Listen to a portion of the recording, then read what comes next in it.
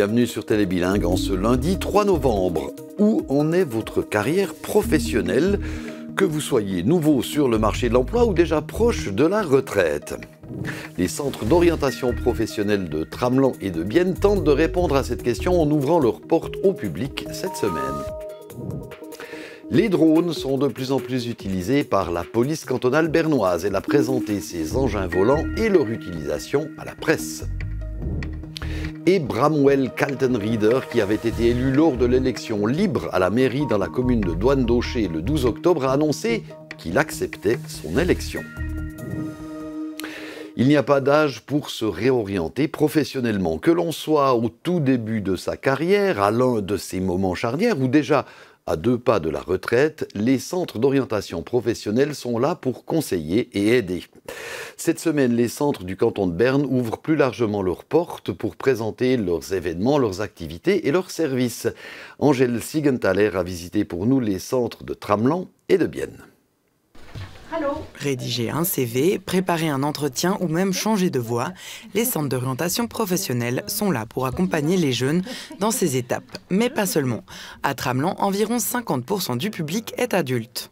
Souvent, c'est un chiffre qui surprend, en tout cas beaucoup de monde, parce que on a l'image vraiment, l'orientation professionnelle, c'est pour les jeunes.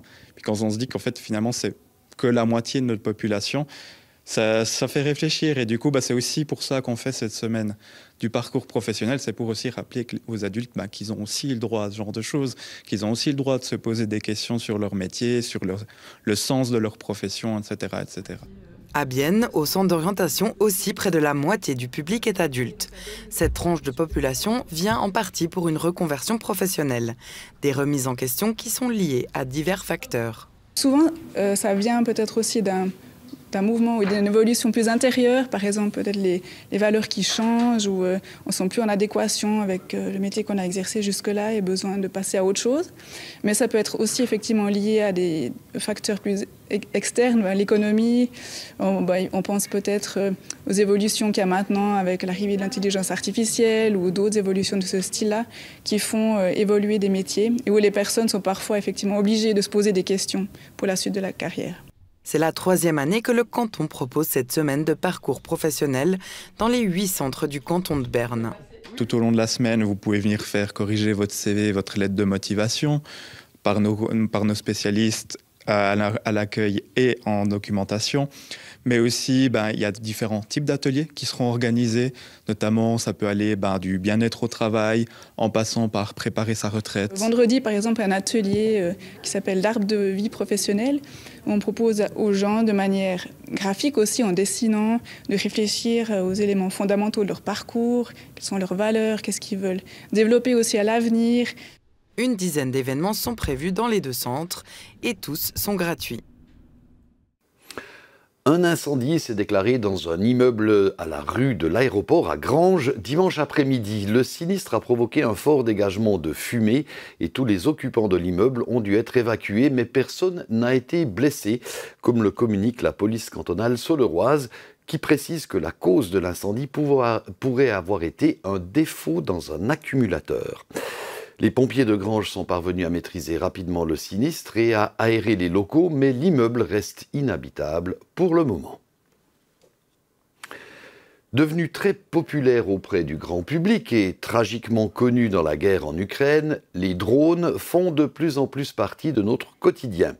Pour la police aussi, ces engins volants sont devenus indispensables et utilisés plus fréquemment. Ce lundi, la police cantonale bernoise a convié la presse dans la banlieue de Berne pour présenter les différents appareils qu'elle utilise et préciser dans quelles circonstances elle le fait.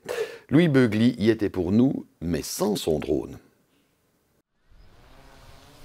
Déploiement d'un drone policier dans la campagne bernoise. Sa mission, retrouver en urgence un cueilleur de champignons dans une forêt voisine. Même lors de cette simulation, le drone simplifie la tâche aux autorités. C'est très simple de repérer du mouvement avec la caméra thermique. La personne, les 2 chiens, facile. La police cantonale bernoise utilise des drones depuis une dizaine d'années. Ils représentent un atout majeur pour certains types d'interventions.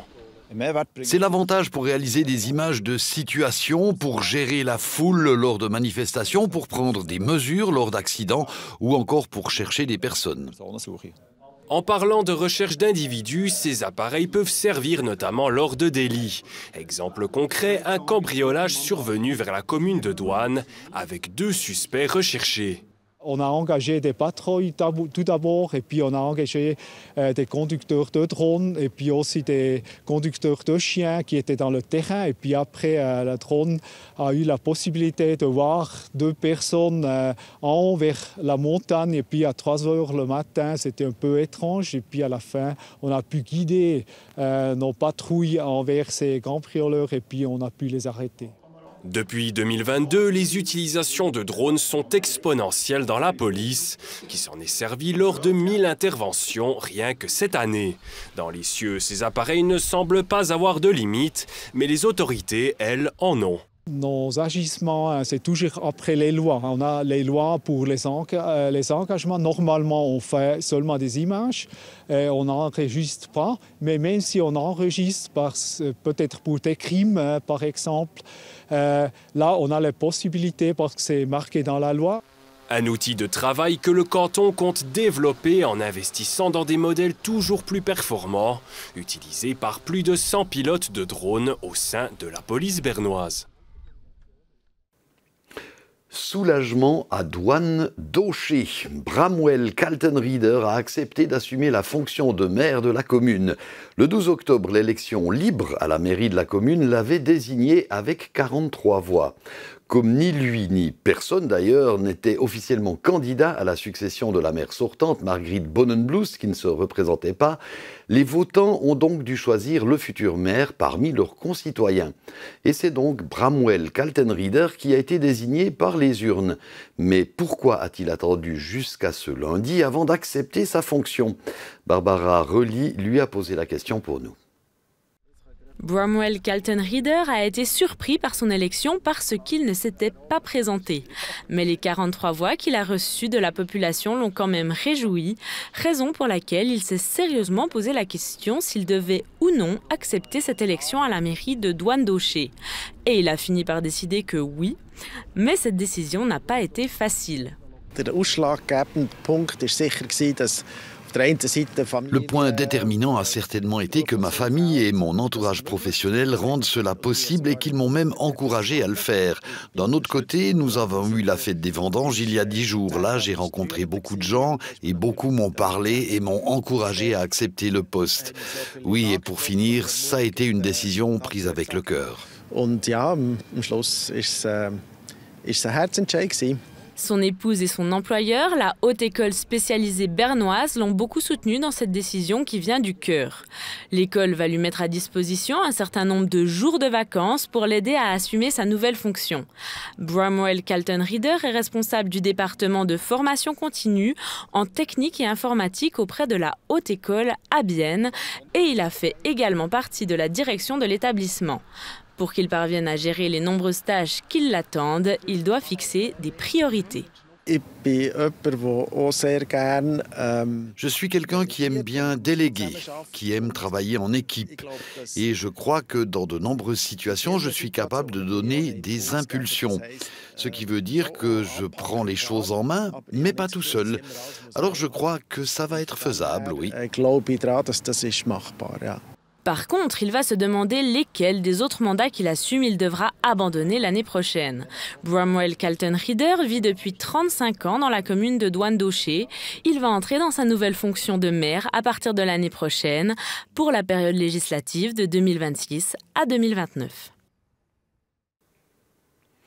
Sanima, le centre de collecte des cadavres d'animaux de moins de 250 kg à Chiètre, fermera ses portes l'année prochaine. Cette décision des autorités fribourgeoises est une conséquence de la fermeture de la steppe locale. La reconstruction d'un nouveau centre de collecte à Chiètre aurait été trop coûteuse. Les cadavres de petits animaux pourront donc désormais être amenés à Gain ou dans l'un des 6 autres centres cantonaux pour y être traités.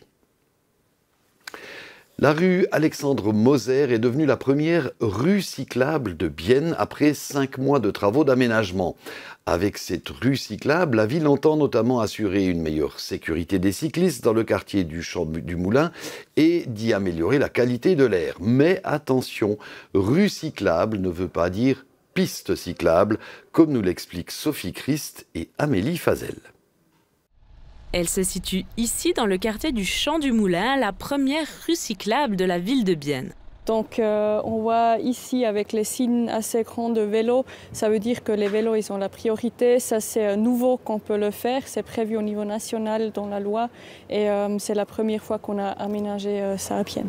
Mais attention, rue cyclable n'est pas égale à piste cyclable. Les vélos partagent la rue Alexandre Moser avec les voitures.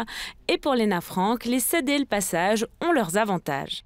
Pour circuler plus vite et plus aussi sans être interrompu, c'est vraiment la priorité au vélo. Qui peut être là. Il y a aussi déjà des tests qui étaient faits dans des autres villes. C'était des projets pilotes avant, tout ça surtout à Berne. Et là, on a vraiment vu que pour la sécurité aussi des vélos, c'est un grand avantage. D'autres aménagements ont vu le jour, comme l'installation de chicanes qui obligent les voitures à slalomer. 18 arbres seront encore plantés dans les prochaines semaines. Le projet pourrait se poursuivre. Une autre rue cyclable devrait être réalisée au Quai du Haut. Dans notre HCB Corner, que vous pourrez suivre juste après notre bulletin météo, nous jetons comme toujours un coup d'œil sur la vie en coulisses du HC Bienne, aujourd'hui du côté de sa direction. La pause internationale nous donne l'occasion de parler avec le CEO du HC Bienne, Daniel Villard. C'est à bord de HCB Corner. Et voilà, c'est ici que se referme notre journal pour aujourd'hui. Merci beaucoup de l'avoir suivi. Bonne suite de programme et à bientôt sur Télé Bilingue.